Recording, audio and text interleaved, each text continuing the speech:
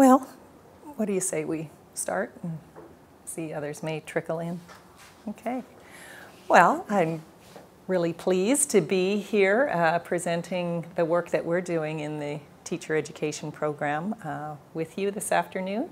As you can see from the title, we're looking at student teachers' motivation and well-being, student teachers in the UBC program. And so that's what we'll be sharing a little bit of the work that we do with you, and hopefully we'll have time to have some discussion with you, because I think that there will be some interesting points that come out of the presentation that deserve a little bit of discussion with this group.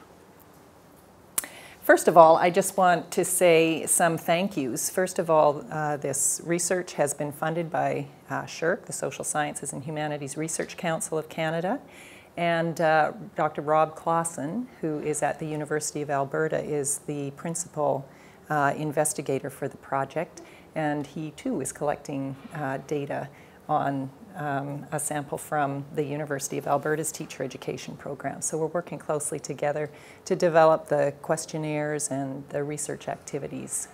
There's some parallels there.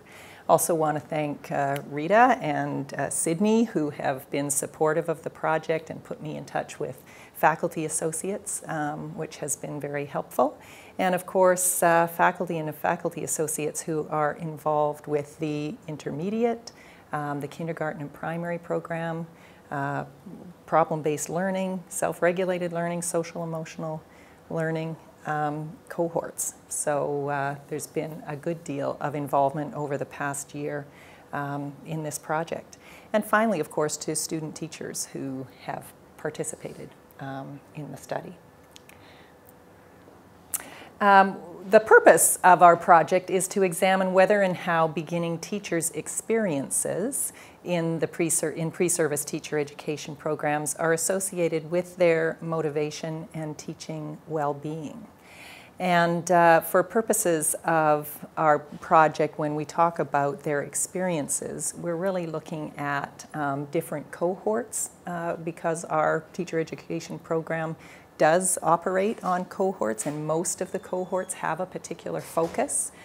So we're interested in just thinking about how the kinds of things that the cohorts are emphasizing are impacting student teachers' sense of motivation, which the things we're looking at there are things like their efficacy, perceived efficacy for carrying out teaching tasks, their commitment to the profession, and their engagement in teaching. And then in terms of well-being, we are focusing on levels of stress, because you can almost be sure that student teachers are feeling some stress as they go through their professional year.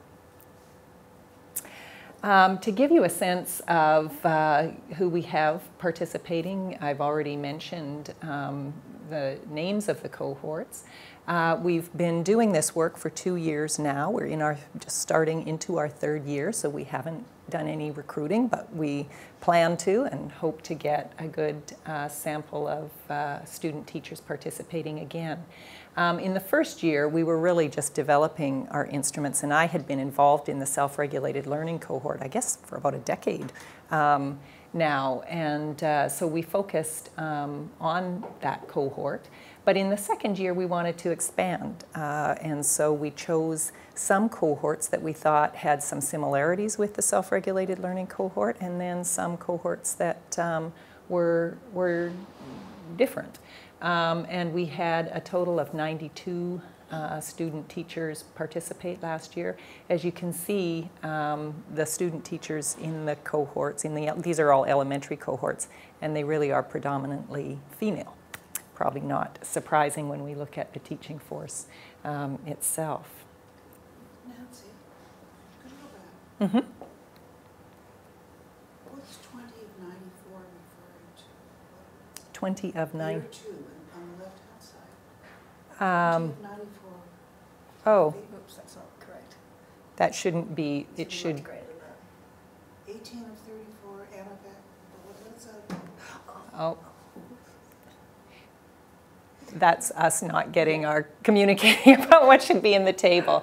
What you should do is focus on the numbers in these cells, sure, which is the number, the 13 is there were 13 student teachers participated in our study out of 18 student teachers who were in the SRL cohort.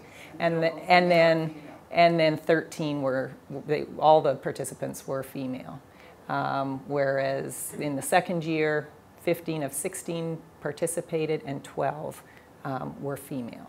Yeah, sorry about those numbers. There's something to fix. Just to give you a little sense of what we're going to talk about today, we're going to start with some of the theoretical and empirical foundations, and I'm going to let Rebecca talk about those. She has done a master's thesis that looks at teachers' motivation and well-being, and now that is the topic of her doctoral work, so she really has some expertise in that regard. Then we're going to talk about our project, what we're doing, a little bit about what we're finding. Of course, our analysis of the data is quite preliminary, given that we finished collecting it in June last year. But we're going to give you some sense of some of the findings for the general group. And we're also going to look at some implications in future directions. Okay, turn it over to you. I don't know whether you want to use that. And I imagine, I certainly don't mind if you interrupt for questions, and I would assume Beck might be open to that as well. Okay, so as Nancy explained, we looked at 3 variables for teacher motivation. And the first of that was self-efficacy for teaching, which is also known as teaching efficacy. And this reflects a teacher's judgment of their capabilities to bring about desired outcomes of student engagement and learning, even among students who may be difficult or unmotivated. In other words, it relates to a teacher's confidence about their abilities to teach successfully. An example item that we use to measure this with the student teachers is how confident are you that you can control disruptive behaviour? And they rated this on a scale from 1 to 9. For teachers, teaching efficacy has been associated with their use of effective instructional practices and effective classroom management techniques. It has also been associated with persistence in the face of challenges and commitment, engagement and stress, which are the 3 other variables that I'll be introducing next. For students, a teacher's sense of efficacy is related to the student's own self-efficacy for learning, their motivation and their achievement. In relation to the current study, teaching efficacy is particularly important because it is malleable at the early career stage. So we want to investigate how it changes over the course of a practicum. The next motivation variable is commitment, and this refers to a teacher's satisfaction with their career choice. That is the belief that teaching is the right profession for them. An example item is, this is the ideal profession for me. Teacher commitment drives teachers to hunt for better teaching strategies, and it encourages teachers to collaborate with other teachers and professionals. It has been positively associated with effectiveness, job satisfaction and engagement, and it's been negatively associated with absenteeism, stress and burnout. For students, teacher commitment is positively associated with student engagement, their effort, their achievement and their self-confidence.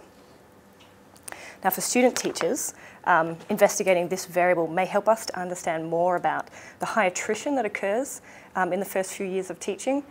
Research has shown that between 30 to 50% of teachers leave the profession within 5 years. And so we want to understand how the practicum shapes their commitment, which can help offset that. The third motivation variable is engagement. And this is defined as a positive, fulfilling and work-related state of mind that is characterised by vigour, dedication and absorption. An example item is, I am enthusiastic about teaching. For teachers, their engagement is associated with high levels of energy and enthusiasm, teaching efficacy and low levels of stress and burnout. For student teachers, those who are more engaged tend to drop out of teacher education programs less often. Therefore, we want to investigate how the practicum relates to student-teachers engagement. For teacher well-being, there are many definitions, and it has been defined as burnout, vitality, stress, depression, etc. We chose to focus on stress because it is often a precursor to some of those other well-being related variables, such as burnout. And teacher stress itself is, in our definition, is reflected through negative emotions that teachers experience as a result of doing their work. However, it can be a positive or a negative thing. In positive form, it can motivate action, whereas if it's too great, then it can make teachers not achieve their goals, and it can affect them psychologically and physically in terms of their health as well. If an individual has coping strategies, however, then this can help offset the negative effects of stress. And an example item that we use to measure this is, I believe teaching is a very stressful job. For teachers, stress has been negatively associated with teaching efficacy, commitment, and engagement, so the 3 motivation variables that we're looking at. And it's been positively associated with poor performance, teacher attrition, and burnout. For student teachers in particular, the practicum is an experience that can be highly stressful, and this can dampen teachers' enthusiasm for the profession.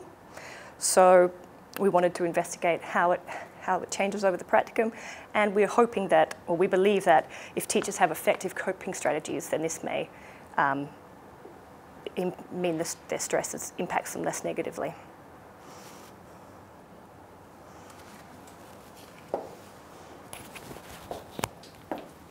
Thanks, Beck. Maybe we can take a minute. I don't know whether there are any questions about the constructs that she's just kind of gone over. It's pretty, yeah. Just one question about commitment and engagement. To me, it seems like it's a very subtle difference. Do you have, I don't know, can you make it more illustrative? And like, is it, in your mind, is it very distinct, or is it really just a subtle difference? I would say they're very distinct. Commitment refers to teachers' commitment to the professional or the school. They want to stick around, they want to be involved in the future, they want to take a part in what they're doing. Whereas engagement more refers to their affect while they're working. And I would say that they're obviously highly related, but they are quite different constructs. And I think the way that we've used them in the study, it is kind of this distinction between maybe a more long-term perspective. You know, do you see yourself in this profession, you know, down the road? Do you see yourself sticking to that, as opposed to engagement, which can be a moment-to-moment kind of experience? Yeah. Thank you. The other thing that we, in addition to looking at some of these issues that are more characteristic of the individual, we also were interested in, so what are their experiences in teacher education programs, and how can those influence or have an impact on those things? And so, of course, there are many experiences that they can have, and we have decided to focus in on a couple, which are kind of the experiences they have with their cohorts and the kinds of things that their cohorts are focusing on. And something that came up as we were working, our collaborator, Charlotte Brenner, also a doctoral student, is very interested in teachers' beliefs. And she raised the question about, you know, buy-in. And so, you know, when you think, I know I go and visit the self-regulated learning cohort at the beginning of every year, and I ask, so, you know, what brought you here? And I want to hear that they are really excited about self-regulated learning. They think, you know, this is what they need to be promoting in their students. And really what I hear is, well, it was because the practicum was in Coquitlam. So oftentimes their choice is a matter of convenience, which is fine, because then we have the work to do to sell them on you know, what it is that we are trying to emphasize, and how some of the practices that we're promoting might be beneficial both to them and the students that they're teaching. But beliefs, I mean, when student teachers arrive in a teacher education program, they come with a set of beliefs. They're not empty vessels. So they have some beliefs about teaching in general. And they also have some perceptions about what their own ability to teach might be. And these things may or may not change over the course of their professional year. But we imagine they also have some ideas about the practices that are promoted, or some beliefs about the ideas and practices that get promoted in our teacher education program, and also about their ability to integrate the ideas and the practices and the beliefs. Previous research has shown that teachers' beliefs are related to their sense of efficacy for teaching, and also to their commitment and engagement. And for example, if teachers have a sense that they're not very effective in the classroom, often then, or that they've tried certain practices and those practices are not very effective, they may then decrease in terms of their sense of engagement.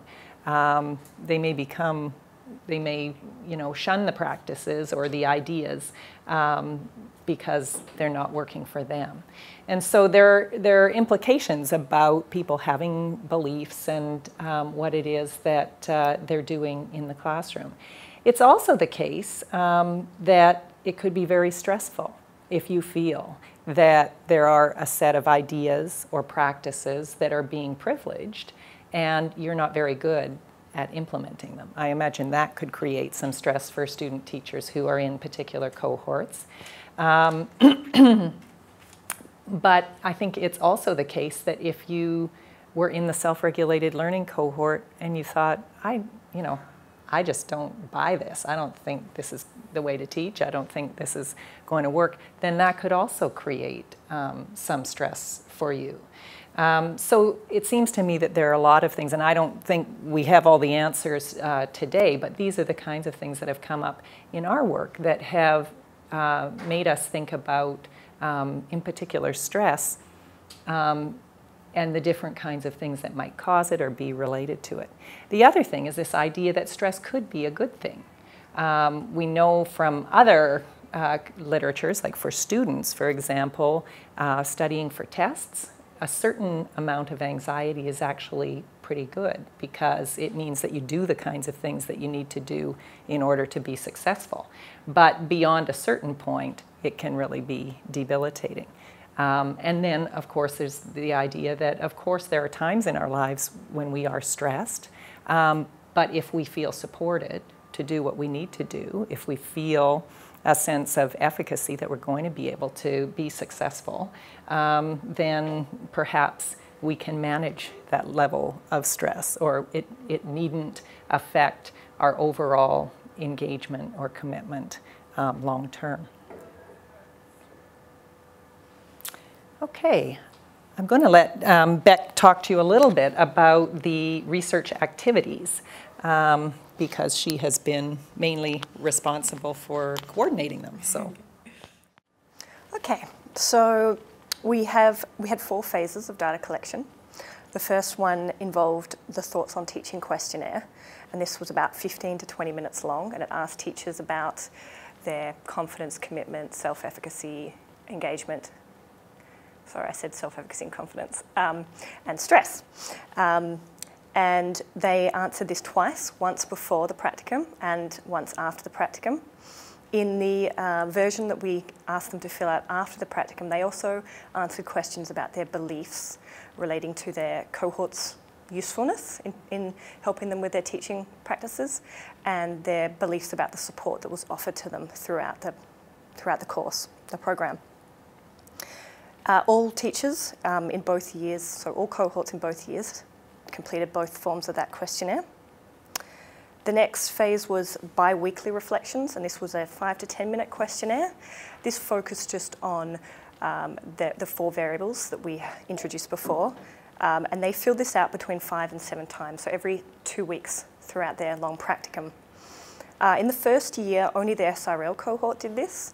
However, in year 2, all the cohorts were interested in taking part in that part of the research.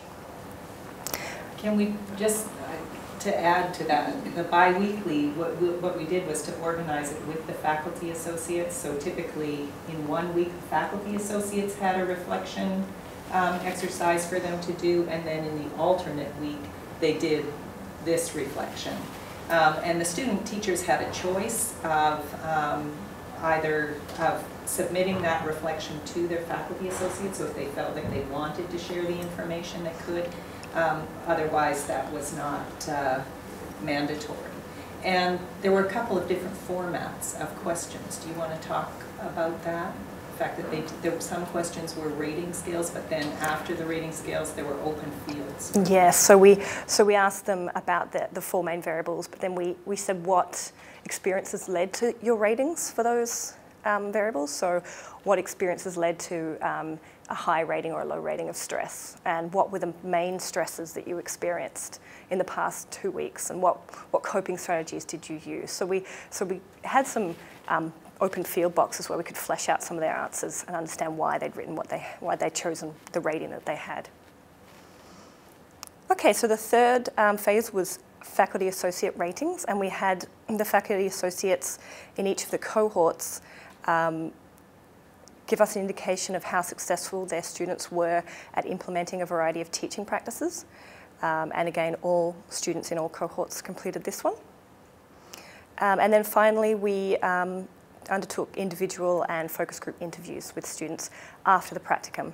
And this was just an opportunity for us to ask similar questions, but to engage the students in more depth about their answers and to understand more about why they had the experiences that they responded on the questionnaires. I think we used it too as an opportunity to see what was their understanding of self-regulated learning as an example, or whatever their emphases might be. What did they understand the kind of key components of that to be, and also to dig a little bit about their beliefs. So, I mean, do you think this is a useful approach or a useful way to think about teaching? So that was. Now, I have to say, we weren't very successful in getting participants for the interviews and focus groups. Probably because we tried to get them when they came back to campus after their long practicum. So I don't know, we thought that might be good timing because they were here, they maybe were not as stressed because they weren't, but of course they're very busy in the summer too, and it's over. So this year I think we're going to try to combine that with the long practicum. Maybe as they're phasing out toward the end, we could go out to schools and get them, because there's usually 4 to 6 students in a school, and that way that would be a nice little focus group. So we had 6 questions. The first 4 are the ones that we're going to talk about in the presentation today, and the 2 that are lighter coloured are ones that we're working towards. So question 1, how did student teachers reported efficacy, commitment, engagement and stress compare before and after the extended practicum? And this was, we used the Thoughts on Teaching questionnaire to answer the questions to answer this question. Number 2, how did their ratings of these variables fluctuate over the course of the extended practicum? And we used the bi-weekly reflections for that one. How helpful did they find their cohort's focus? This used the Thoughts on Teaching that was after the practicum. Number 4, how were these utility beliefs related to their reported efficacy, commitment, engagement and stress? Again, that used the Thoughts on Teaching that was collected after the practicum. Number 5, what about their actual performance? So that's using the FA ratings. And number 6, did student teachers' efficacy for carrying out particular teaching tasks vary across the cohorts? And how are these differences related to their reports of commitment, engagement and stress? I guess if we don't want to kind of go into a detailed description of the instruments, but for example, some of the practices that we asked them to comment on were things like implementing instructional strategies, or making adaptations to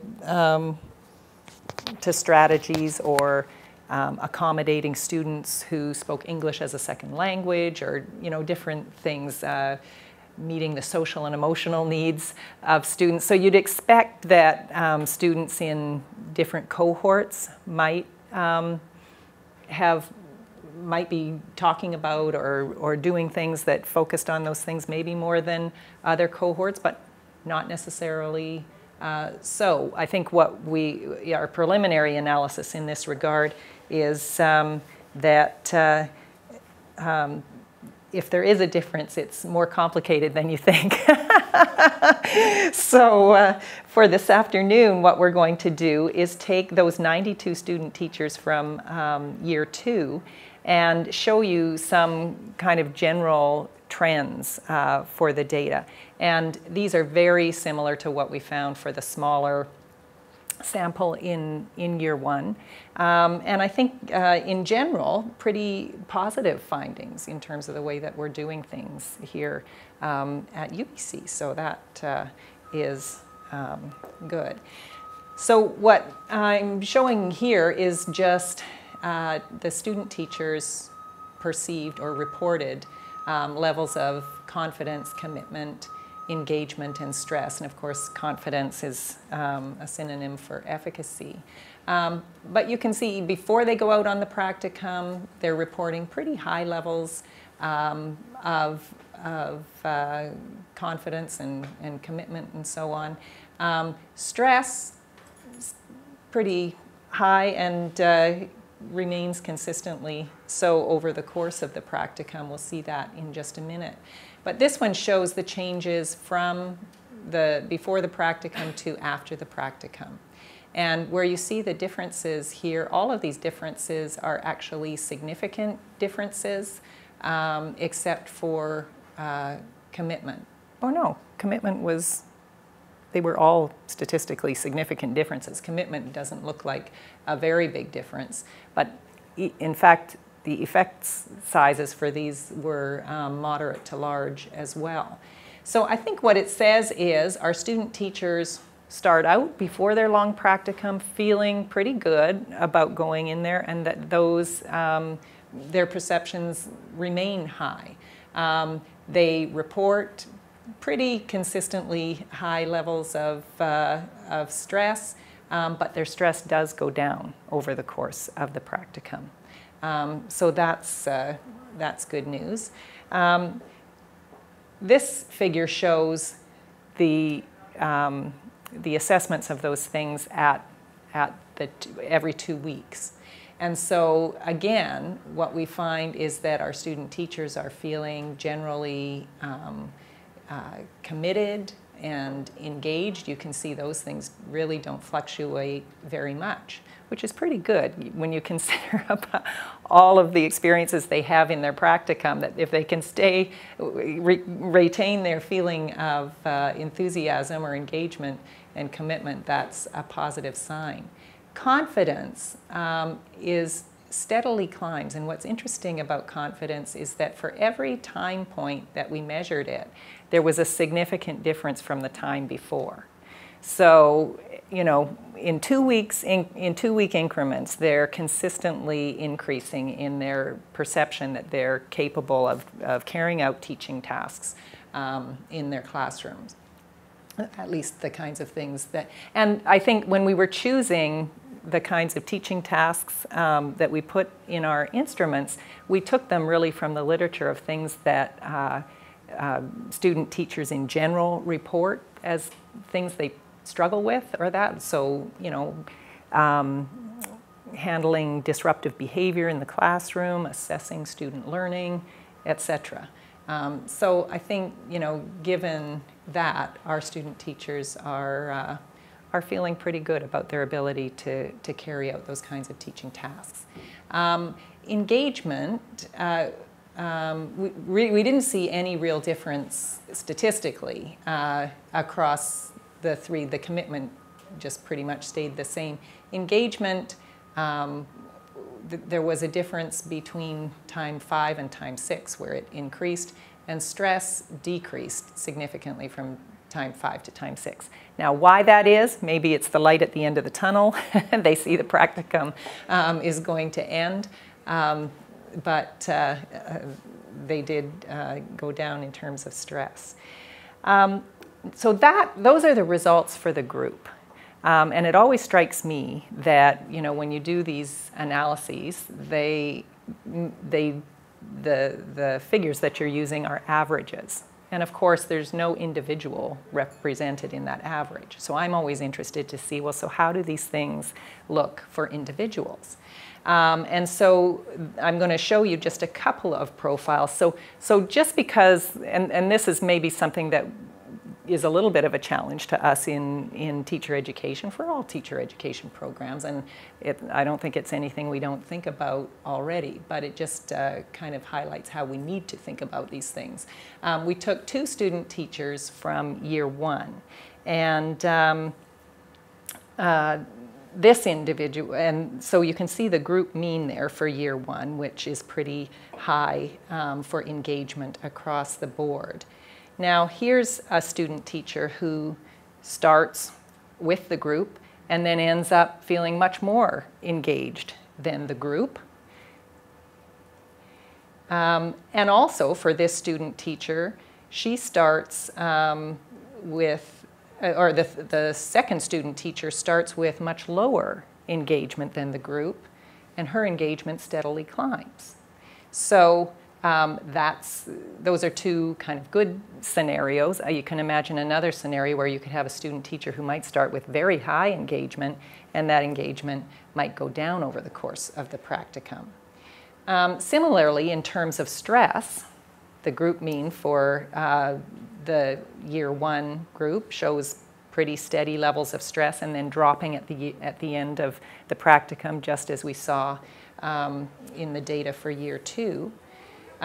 Here's another student teacher who started kind of with the group, but her levels of stress increased quite dramatically over the course of the practicum.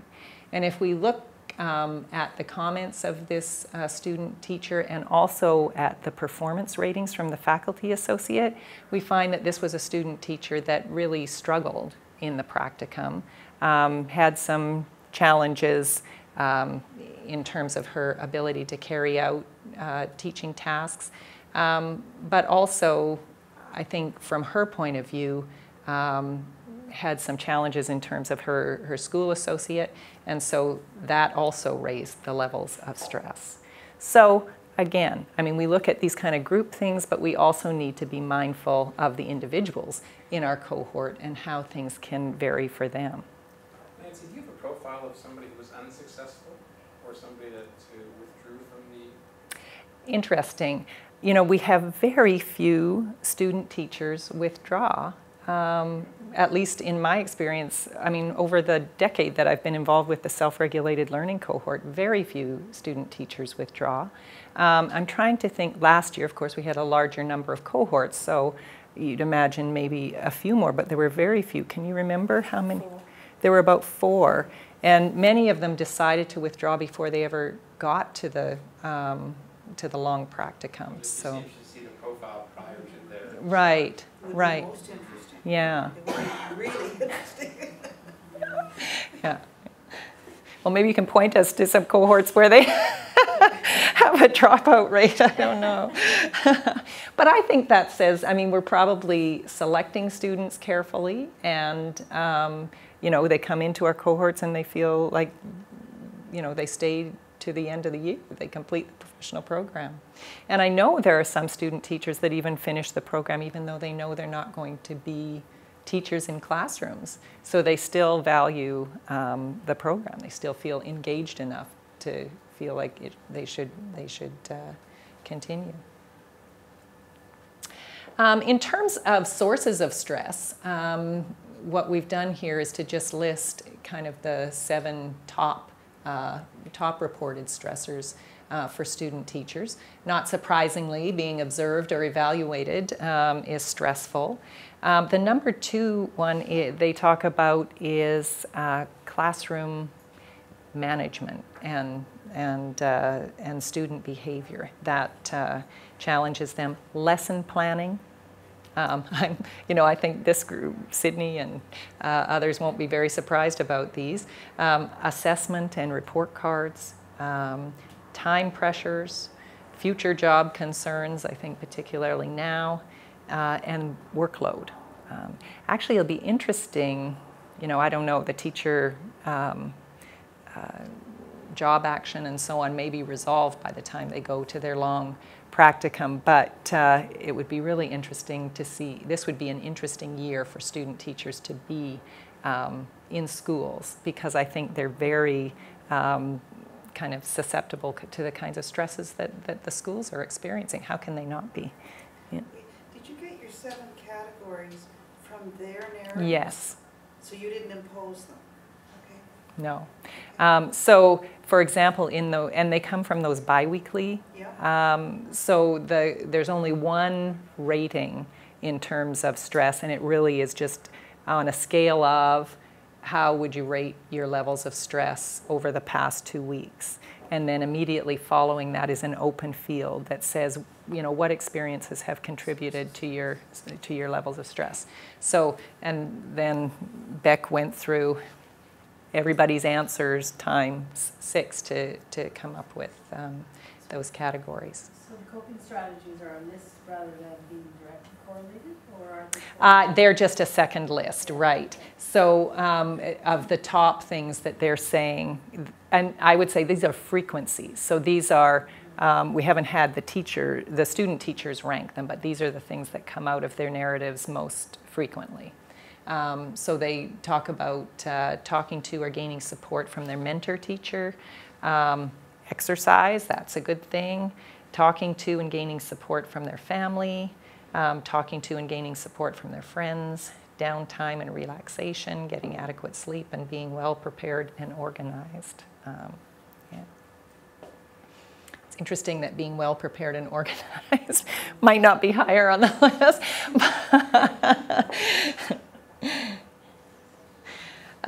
Okay, so we asked whether the variables that we were looking at are related to one another and how that is so.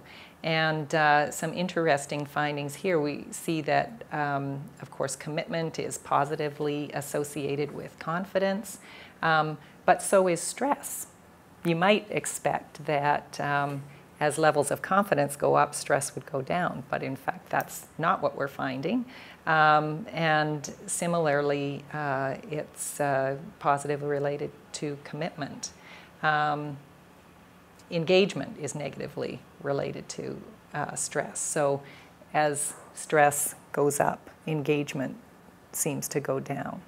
Now, thinking about these positive associations, though, as I went back, I mean, stress can be managed, and it may be that, and this is something I think we'd like to tease out a little bit more maybe this year, is that sense of balance that it appears our student teachers feel, in the sense that they're feeling, some level of stress, but they must also be feeling like they've got some coping strategies, or they're being supported in ways that's helping them to manage that stress. So it'd be interesting to understand that a little bit better. The other thing, and just I think in support of that kind of interpretation, I was at a conference in Exeter, England in the summer, and a woman from Finland was presenting research that she had done with medical students. And she had looked at their levels of exhaustion and how those related to engagement. But part of looking at that exhaustion also, she incorporated some questions about stress and so on. And she found that medical students feel pretty exhausted and stressed throughout their program. That doesn't change over time. But in fact, it didn't affect levels of engagement and commitment for some. And you think, well, and she interpreted it that, if you value something, if something's really important to you, you feel committed to it, you feel engaged, it also could be quite stressful. But again, if you're feeling like you can manage that stress, or that you're going to get through it, then that's okay. We looked at, so these kind of give a sense, the first bar that goes up there shows student teachers' ratings of how useful they found their cohort focus. And there was a question that just said, in general, do you think, were you happy with your focus? Did you feel like it was a good thing?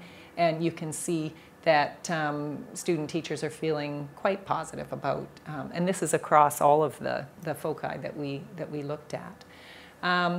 There are some fluctuations, not a lot, in terms of how confident student teachers feel to do particular kinds of tasks. Like, for example, across the cohorts, student teachers seem to feel least prepared to cope with students who speak English as a second language.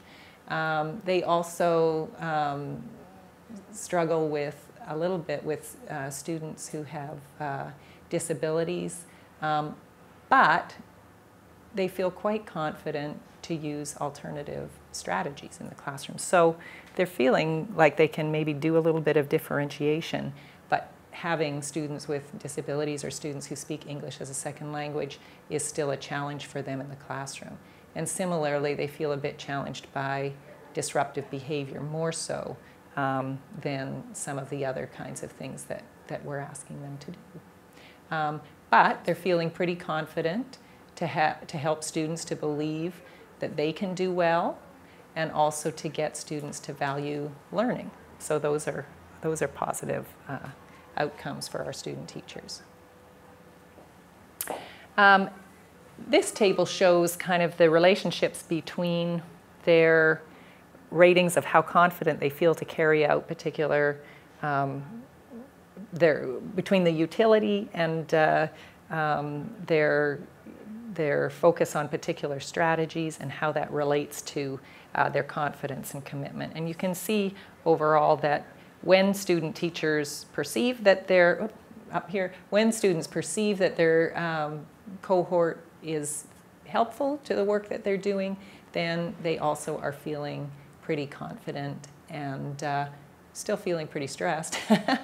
When they perceive that their cohort is helping them to implement the teaching practices, that also is associated with their confidence, but also their levels of stress. Now here we have support, and we looked at support in terms of the support they perceived from their faculty associates, from their mentor teachers, from their peers, and then from materials, readings that they might get in the cohort. Support specifically to carry out the kinds of practices or engage with the kinds of ideas that were promoted in their cohort. So this figure shows that, in fact, they do feel very supported by their mentors and their faculty associates, and also by their peers. They perceive they get the least amount of support from readings, which may be important, might be something to think about, in the sense that if we think, I know in the self-regulated learning cohort, it could be that we're not providing them as much content as we could that would help them to think about the ideas that we like to think about, or helping them to think about self-regulated learning in certain ways. So, you know, interesting to think about that. Maybe they feel like they're getting that from their mentors and their faculty associates. I'm not sure. That would be something to think about and to dig a little bit. In fact, I think our next task in looking at, you know, how cohorts might vary on these certain things is to really look at and talk to the different cohorts about what they do within the cohort in terms of supporting student teachers' development of practices that promote social emotional learning or self-regulated learning or something. So to understand that a little bit better, and to think, I think it's something we can think about in the teacher education program. How are we doing that, and should we be doing it more, differently? Okay, implications and future directions. Again, we probably could talk about a lot of things, so what I've done is just to kind of pick 3, and then what I'll do is open it up. We can have a more general discussion about aspects of the work that you're interested in. So in general, our student teachers are reporting high levels of efficacy, engagement, and commitment, and these are sustained throughout the practicum. But they're also reporting moderate to high levels of stress. So as I've kind of alluded to in our results, it would be interesting to dig a little bit deeper and to understand more about the impact of stress on beginning teachers' motivation, well-being, and performance. So we can do that in the context of working with student teachers, but my colleague Rob Clausen and I have just submitted a SSHRC proposal in this latest round to see if we can get some funding to look at beginning teachers. So after the teacher education program and into the first few years of their teaching profession, and also linking, their sense of motivation and well-being and what that means for their effectiveness in the profession. How effective they are with their relationships with students and the kinds of things that they're doing in the classroom. So looking at that and working with school districts to think about, well, as school districts, how do we mentor our beginning teachers to promote engagement and to help them to handle their stress? Because I would imagine that, well, I know from hearing from student teachers that and beginning teachers, when you get out into the system, oftentimes you don't have those levels of support. So if you still have those, the stress in those first few years, it may be much more difficult. The outcomes might not be as positive. We want to understand better the factors that can protect student teachers against negative impacts of stress, and support teachers' motivation and well-being, not just in their teacher preparation year, but also in the early years of their career. Student teachers were generally positive about the focus of their cohort, but it would be interesting to dig a little bit deeper to find out how teachers' beliefs and buy-in affect their motivation and well-being in that context. And finally, and we need to look for opportunities to build on beliefs and optimize practice. And it strikes me that one of the ways that we can do that in our teacher education program is through some of these inquiry seminars. So I know this year, working with the self-regulated learning cohort in the January term when they do their inquiry seminar, they'll be given the opportunity to ask a question that incorporates self-regulated learning, and then to examine that a little bit for themselves with some guidance from faculty associates and also myself.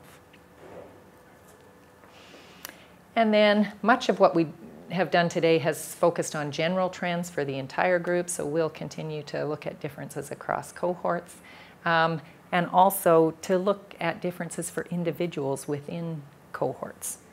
So doing some more of that kind of profiling and so on. So we'll stop there, and I guess we have still time for discussion. Did you see any distinguishable differences between cohorts? Well, that's what we're just fleshing out, and there are some, like some, but not, it wasn't like one cohort was advantaged over all of the others. It was like, this cohort seems to feel good about this, and this much in the way. So I think what we're going to do now is do some document analysis. We have some descriptions of what goes on in the cohort, but also maybe talking a little bit with the faculty associates and so on, get a better understanding of what each of these cohorts are about.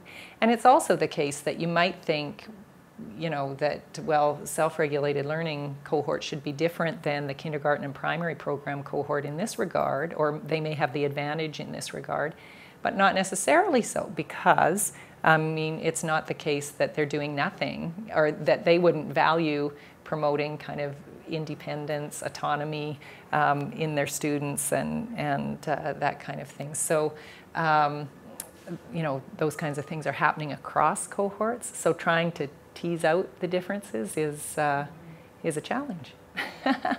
And, I mean, as you can see from the data, it seems on the whole, student teachers are feeling pretty positive about their experience. And so it's not like we're noticing that one cohort is saying, oh my gosh, you know, I'm not feeling supported, or I'm not, we haven't seen anything like that. I have a question, maybe a little specific, but I was curious about the least confident aspect of the classroom practice was dealing with English language learners. And so I've been interested in this. I understand that there's a very high percentage of teacher candidates who have English as a second or third language themselves. Mm-hmm. And I'm wondering if there's ever a correlation between their confidence as learning English as grades K to 12 themselves, and their confidence in helping other students do the same thing.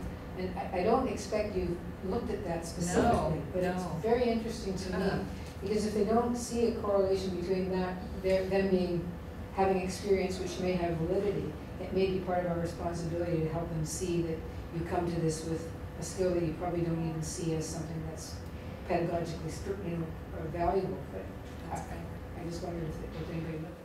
That's a very good question, and it's interesting. We do collect demographic information about the student teachers, but I don't know whether we ask them if they speak a language other than English. And did a study a couple of years ago, and he found that it's roughly 75% had 2 or more languages, and roughly 50 or more percent had 3 or more languages. Wow. But I guess it depends how competent they feel in those. Don't see it as a reason. Yeah. And I had one student teacher who actually did the whole baby talk thing. She hadn't learned English until she hit kindergarten in grade 1, but her delivery to the group of students learning English was that sort of stereotypical goo-goo stuff. Yeah. But then I had another student teacher who was absolutely different, and so I was wondering, we can't generalize, of course, but I had assumed that she would have been either more empathic or more skilled, and that went out the window really quickly, and until she saw herself on film. Yeah. And then she had a complete shock reaction, and then we talked about it. But originally, no, she didn't see it as, but partly she said, I don't remember learning English.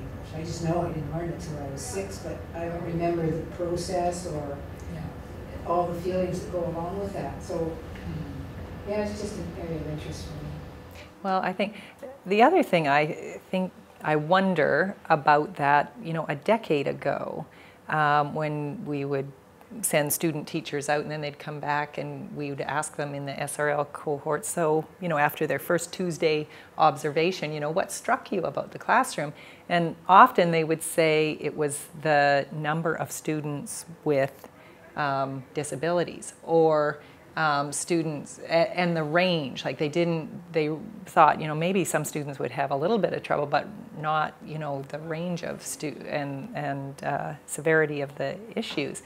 And I'm wondering if it's a little bit like that with the English language learners now, in the sense that student teachers aren't prepared when they go out. You know, it doesn't occur to them that they're going to have, and some, I mean, if they're in Vancouver School District, or, I mean, even Coquitlam School District, you've got more than 33, I mean, some schools have, and also there's more than 100, you know, I think they're not, it's probably, you know, where you can see they're now feeling more comfortable in terms of the students with disabilities, but maybe it's more just a comfort that, oh yeah, well, I know they're going to be there, and but maybe the tipping point is the, you know, just how many students there are who are learning English as a second language, or second, third, fourth. Yeah. I mean, in general, I think that's a real eye-opener for most student teachers, is just how diverse classrooms are.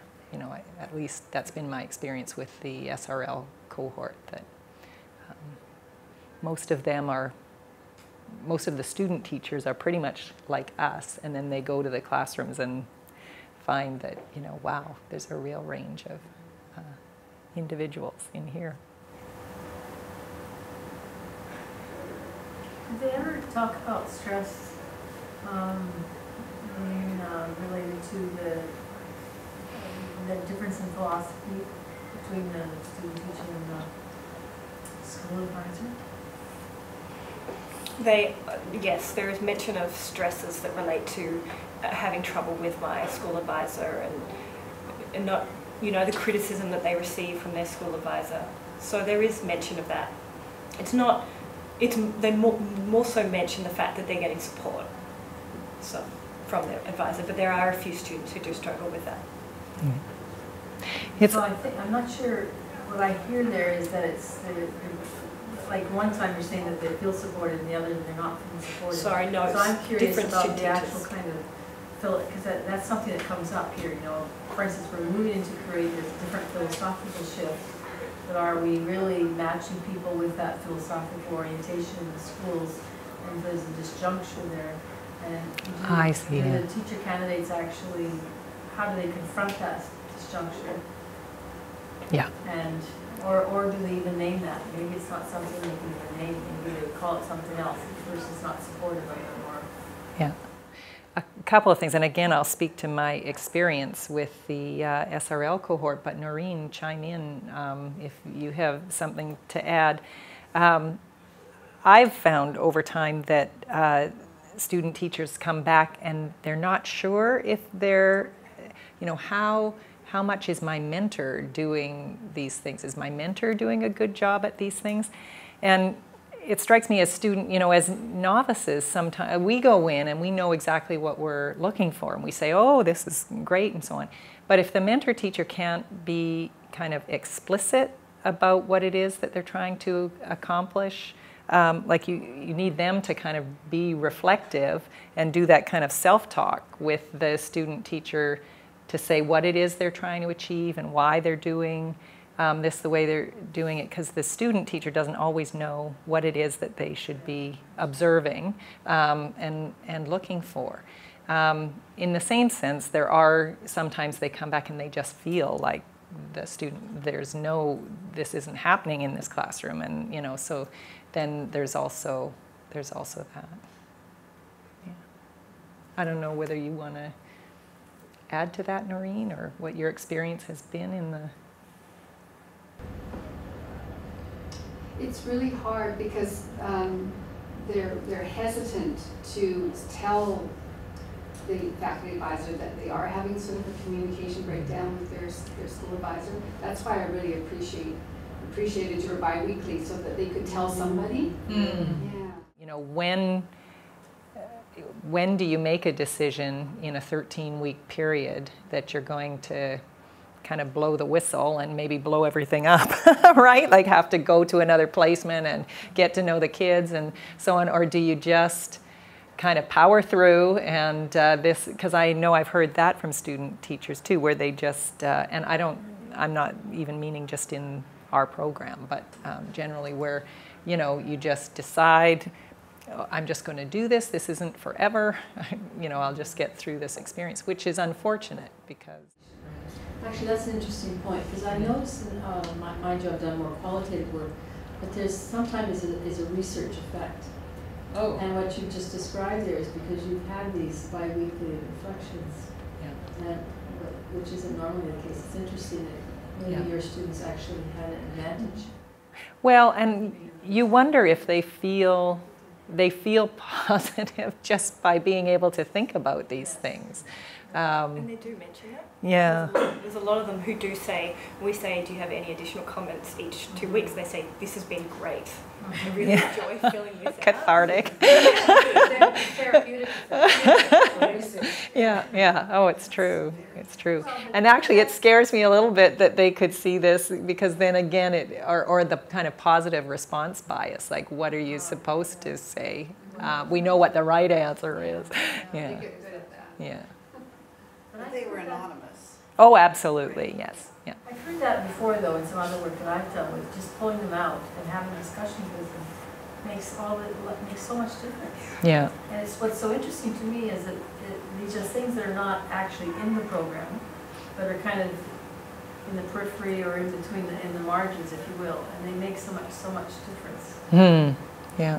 Yeah. So Well, I mean, it's one more experience or source of experience. Yeah. Maybe what you need next time, Well, is a control group that only gets the pre and post and doesn't get the middle bits, to see if, in fact, your results are partly because they have the ongoing. That's right. Actually, that's interesting, isn't it?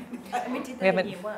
Well, year one, the general cohort just did but we had so few student teachers, so that's interesting. Yeah, we could do That that. could become a pedagogical strategy that we actually incorporate. Yeah, is just doing that kind Did of. you respond ever? No. Did we? There were. No. I mean, it seems to me there have been a couple of times when students have asked us questions, so we've. If they asked us questions or informed us of something, I would write to them and say, thanks for letting us know. Like, if there was a mistake in something, or if they said, I'm changing cohorts. I mean, I'm going to a rural placement this week. If they told us things were changing, then I'd say, oh, thanks for letting me know. Of course. But Yes, great. yeah. Great. But I guess, not. We didn't kind of give them feedback about their. More about being heard. Yeah. Did you ever feel the ethical kind of dilemmas around what you were reading? I don't think we ever got anything that made us concerned. I mean, there would always be that.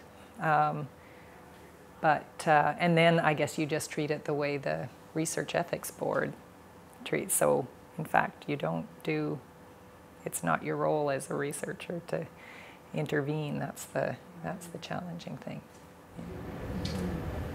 Did the students ever share how they felt they could be more motivated, or how they felt that that their program could be improved along the way, or Well, was it just your conclusions? we ask those kinds of questions in the interview and focus group. And so we haven't analyzed that data yet, but I'm trying to think if there's anything off the top of your head you did those. There was regular mention of assessments. Oh, Yeah. and having the, Sydney and Rita love this, before the practicum. So they mentioned that. Just the messenger. But you've had the message, so yeah. So actually, Well, next year. yeah, oh yeah, okay. Well, I mean, I think overall, there's not a lot that's really surprising, which is probably good. But there are also some things that are interesting, so that makes it fun to do the research. And so, I don't know. But, I found the correlation to stress and commitment interesting. And then I thought, well, but of course, because the commitment means it matters to you. And so if it matters to you, then the stress reflects that, I think. So so then it would be interesting to tease out the kinds of stress, because there's the stress of just the overwhelm. I used to say to student teachers, it's like standing in a waterfall, because there's the onslaught of just the immensity of it. But then there's the stress of, am I doing a good enough job? Which is different, I think, than having the FA show up and evaluate you, because it's the internal kind of satisfying your own commitments, your own expectations of yourself is one kind of stress, and then there's the kind of stress of having your intake notes while you're doing your lesson. That would be kind of interesting to see what the sources of the stress are. well, or even whether you perceive it negatively or positively. Yeah. I was talking about this with my husband, and he said, well, when you asked them to rate their levels of stress, did you ask them, whether they perceived it as a kind of negative or whether it was something, because it may not always be perceived as negative. It could be kind of a neutral thing. Yes, I'm feeling a little bit anxious, but I understand, or I'm anxious because Noreen's going to observe me, but I understand that that's a valuable thing. I mean, there can be anxiety, but also excitement. I want to show you what it is that I'm doing, and so on. So, yeah, so there's a lot of different emotions. Of course, every time we change this, we have to go back to the ethics. But I mean, every year we have, and there's probably some things that we could tweak this year even to get more information. We thought we were pretty well set up for this year.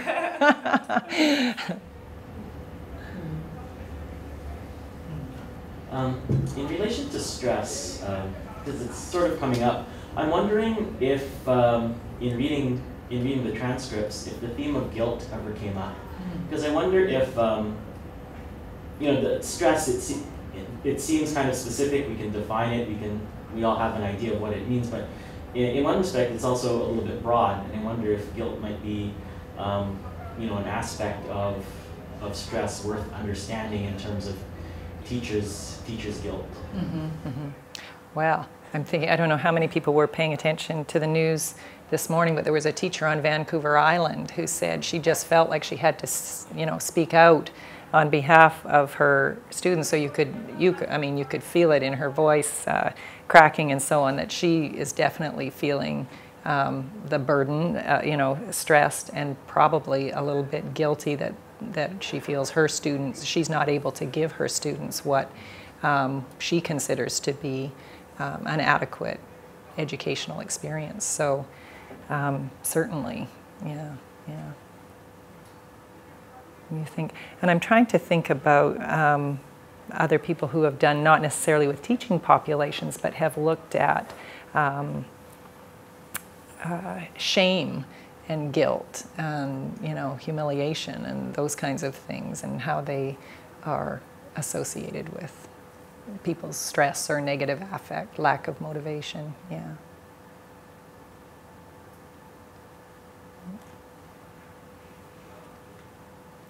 Okay, well, thank you very much for coming and participating.